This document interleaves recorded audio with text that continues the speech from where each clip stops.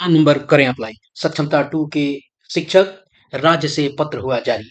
क्या है गाइडलाइन आज के इस वीडियो में हम जानेंगे। तो नमस्कार, आप सभी का स्वागत है और आप देख रहे हैं अपना यूट्यूब चैनल रीमेक इट बात। आइए इस पत्र को देखते हैं, उस गाइडलाइन को देखते हैं कि क्या है सक्षमता 2 के प्राण को अप्लाई करने के लिए जो आदेश निर्गत हो गया है। आपके सामने पत्र पड़ा हुआ है और ये पत्र है 887 और पटना आज निदेशक प्राथमिक शिक्षा के द्वारा ये जारी किया गया है और सभी जिला शिक्षा पदाधिकारियों को 25/3/2025 के डेट में आपको इसे निर्गत किया गया है और कहा गया है विषय के रूप में कि द्वितीय सक्षमता परीक्षा उत्तीर्ण विशिष्ट शिक्षकों के वेतन आदि भुगतान हेतु अग्रतर कार्रवाई करने के संबंध में और प्रसंग है बिहार विशिष्ट शिक्षक नियमावली 2023 यथा संशोधित।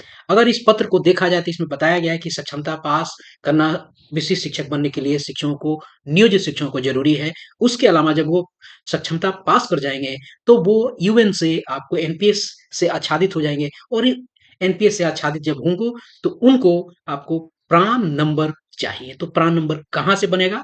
जब ये एनपीएस योजना से आच्छादित हो जाएंगे तो उनके पास प्राण होना आवश्यक है। तो प्राण नंबर कहाँ से जनरेट होगा? तो ई प्राण जनरेट होगा आपको एनएसडीएल के वेबसाइट से, जिसका जिक्र इस पत्र में कराया गया है।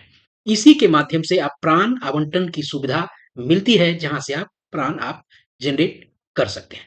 इसके लिए बहुत सारे गाइडलाइन आपको दिए गए हैं और भी कुछ चीजें आपको बता दूं कि जब प्राण जनरेट हो जाएगा, जब शिक्षक को प्राण जनरेट हो जाएगा, ध्यान रखिएगा प्राण जनरेट में 10 से 15 दिन के समय लगते हैं, 7 दिन 15 दिन के समय अधिक से अधिक लगते हैं। जब प्राण जनरेट हो जाता है तो प्राण जनरेट होने के बाद ऐसा नहीं है कि आपका वेतन शुरू हो जाएगा। उसके बाद बात आती है एचआरएमएस की। सक्षमता 2 जो पास करके विशिष्ट शिक्षक बने हैं वो ध्यान दे लें, प्राण का मतलब होता है permanent retirement account number.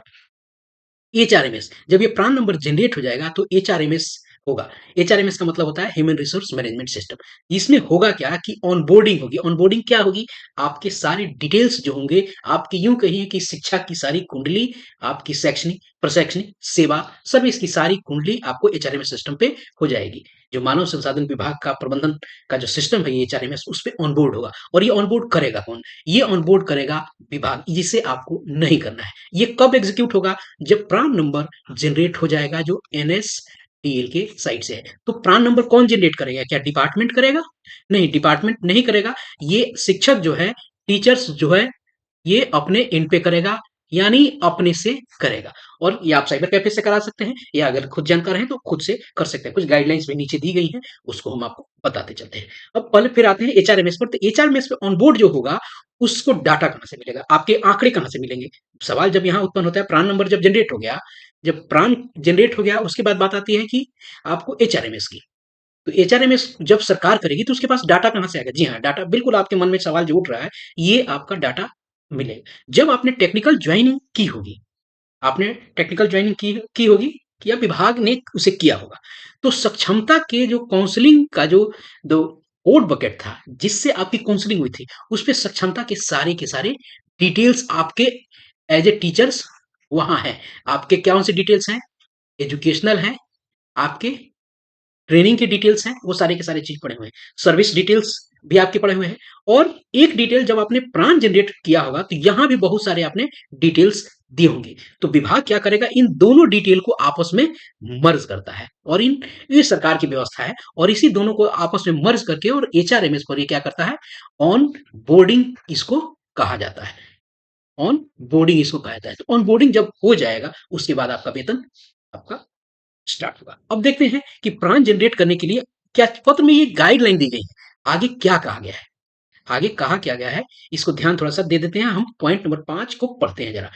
5 number point में कहा गया है कि बिहार विद्यालय विशिष्ट शिक्षक नियमावली 2023 यथा संशोधित 8.1 के अंतर्गत प्रावधानित है कि विशिष्ट शिक्षकों को स्थानीय निकाय शिक्षक 2020 के तहत उन्हें प्रदान किए गए वेतन संरक्षण यानी प्रो प्रो आपको जो पे प्रोटेक्शन है वो आपको मिलेगा। और उसके लिए गाइडलाइन है, जब आपको वेतन जब मिलना शुरू होगा तो जिस दिन आप जो वेतन आपको मिल रहा है, 1 तारीख को आपने ज्वाइन किया गया होगा, 1/3 को किया होगा या आपने 7/3 तक किया होगा।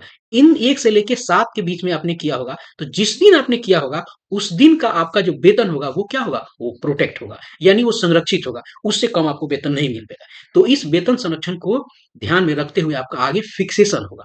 आपका ये फिक्सेशन होगा। तो पे प्रोटेक्शन की बात यहाँ कही गई है।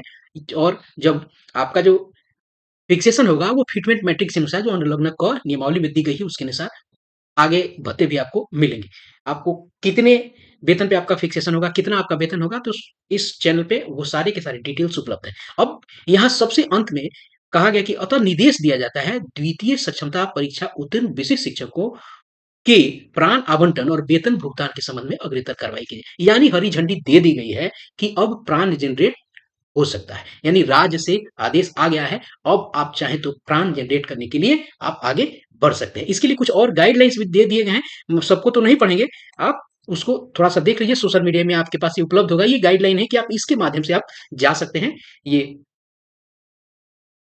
जो वेबसाइट है, जो enpsnsdl.com/enps, इसके माध्यम से आप जा सकते हैं। और ध्यान रखें, आपके पास जब आप एनएसडीएल पे जब प्राण जनरेट कराने जा रहे हैं तो आपके पास होना क्या क्या चीज चाहिए, जो मुझे अभी ध्यान है वो है आपको आपके बैंक पासबुक्स होने चाहिए, आपके हिंदी और इंग्लिश के सिग्नेचर होने चाहिए, उसके बाद आपके पास आपका आधार होना चाहिए, आपके पास आपका मोबाइल नंबर होना चाहिए, आपका ईमेल आईडी आपके पास होना चाहिए, क्योंकि इन दोनों पे मैं ओटीपी जाएंगे, वो दो दो तीन तीन बार वो आपको जाएगा। उसके बाद होगा क्या कि जब ये इंफॉर्मेशन आपके पास हो जाएगा, उसके बाद आपको अपने जो ये नियुक्ति पत्र है, नियुक्ति पत्र, पदस्थापन पत्र और योगदान पत्र, ये भी आपको अपने साथ उसको रखना है। उसके बाद सबसे इंपॉर्टेंट चीज, आपको आपका पैन होना जरूरी है।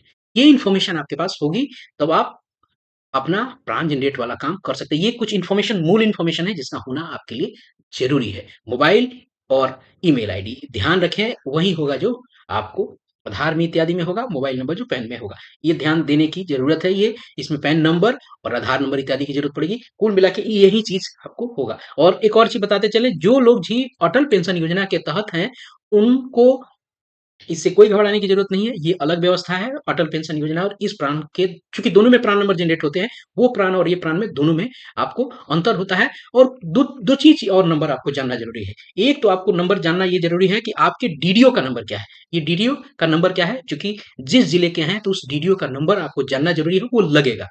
जो मैंने अभी डिटेल्स बताए वो डीडीओ के नंबर आपको लगेंगे, वो डीडीओ के नंबर आपको आपके सोशल मीडिया से आप मिल जाएगा। आप अगर मुझसे चाहें तो आप मुझसे मांग सकते हैं। ये सारे के सारे डिटेल्स हैं, ये जो आपके सामने स्कैन, ये जो आपके स्क्रीन पे दिख रहा है, चाहे तो इसको स्कैन करके और प्राण जनरेशन के लिए जो प्रोटीन की जो साइट है वहां आप जा सकते हैं। मैं इसको अभी स्क्रीन पे लगा रहा हूँ, आप इसको चाहें तो स्क्रीन को रोक करके इसे आप स्कैन कर सकते हैं और आप प्राण जनरेशन का कार्य कर सकते हैं। और कुछ अगर इसमें डिटेल इसमें देखा जाए तो देखिए, लिस्ट ऑफ डीडीओ, मैं धीरे धीरे इसको बढ़ा देता हूं। आप वीडियो को पॉज करके अपने डीडीओ के नंबर, रजिस्ट्रेशन नंबर जरूर आप नोट कर लीजिए, क्योंकि ये वहां लगेगा जब होगा तो। ये इस पहले वाले सेक्शन में डिस्ट्रिक्ट है और यह आपका डीडीओ का नंबर है, ये अपने आप उठा लेता है। ठीक है, जैसे ये डाला जाता है ये अपने आप आ जाता है, आप उसको देख के मिला सकते हैं। क्लियर हो गया? चलिए इसको मैं धीरे धीरे ऊपर लेके चलता हूँ, आप इसको चाहे तो नोट कर सकते हैं। अररिया है, अरवल है, औरंगाबाद, ऐसे करके धीरे धीरे आप इस वीडियो को आप देख सकते हैं। और जो भी डीडीओ के नंबर है उसे आप नोट जरूर कर लीजिएगा। सबसे नीचे आपको वैशाली, सुपौल, वेस्ट चंपारण इत्यादि दिख रहे हैं। ये है आपके लिए सक्षमता टू, जो शिक्षक जो हैं उनके प्राण जनरेशन के लिए हरी झंडी विभाग ने दे दिया है।